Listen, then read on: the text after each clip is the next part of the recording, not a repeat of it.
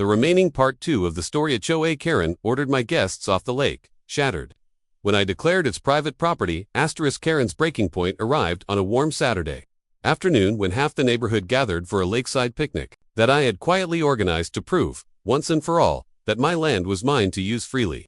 Families spread out blankets, kids ran to the water's edge with fishing poles, and the smell of barbecue drifted across the property like a banner of defiance. It was peaceful until Karen stormed onto the scene, red-faced and clutching a stack of HOA pamphlets, as if they were legal decrees handed down from the Supreme Court. She planted herself at the center of the crowd and began shrieking that everyone was trespassing, that the HOA rules superseded private deeds, and that by setting foot on association land, they were committing a crime. Cameras came out instantly. Neighbors were recording on their phones, eager to capture the spectacle. I let her rant for nearly 5 minutes, her voice cracking as she tried to outshout the laughter building around her. Then, when she turned her fury toward a group of kids playing near the water, I finally stepped forward. In front of everyone, I pulled out the very documents I had prepared: the county plat map, the title deed, and the recorded survey stamped with the county seal, and held them up high enough for the cameras to catch. This lakefront, I said clearly, is private property. Mine, not yours, not the HOA's. Every time you call the police or harass my guests, you're the trespasser.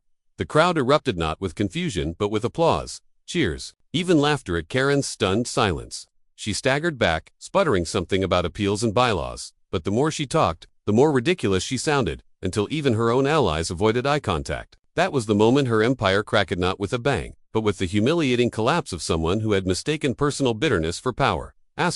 Karen's downfall didn't come with sirens or fireworks, but with the slow, unstoppable weight of truth crushing every ounce of her false authority. After the picnic spectacle, the videos went viral across the county, making her the unwilling star of every neighborhood Facebook group and local news segment. The headline was merciless: HOA Karen orders families off private lake gets schooled by deed owner. The footage showed her shrieking, waving papers, and then my calm response, holding up the official deed while the crowd cheered. Overnight, the HOA's credibility crumbled. Board members who once feared Karen's wrath began resigning in clusters, unwilling to go down with her sinking ship.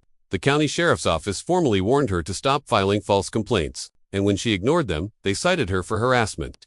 By the time lawyers finished picking through her past abuse of power, she faced civil penalties that bled her bank account dry. The lake, once her battlefield, transformed into a symbol of freedom for the entire community. Fishing tournaments, family barbecues, and evening bonfires became weekly events, a living reminder that neighbors had chosen unity over tyranny. For me, the victory wasn't just about protecting my land. It was about reclaiming dignity from someone who thought rules were weapons instead of guidelines. Every ripple in the lake felt like a reminder that power rooted in bullying will always collapse when faced with truth. Karen eventually sold her house and moved 3 states away, her reputation forever stamped with the viral nickname she hated most, HOA Karen. And as for the rest of us, we kept living, laughing, and building memories on that lakeshore river, forgetting the day a petty tyrant tried to claim what wasn't hers, and learned the hard way that private property means exactly what it says.